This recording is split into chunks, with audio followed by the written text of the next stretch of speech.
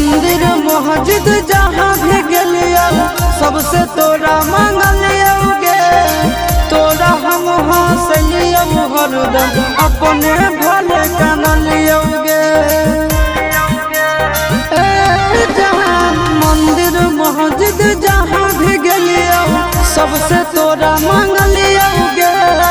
तोरा हम हंसलियो हरदम अपने भले कानलियोगे।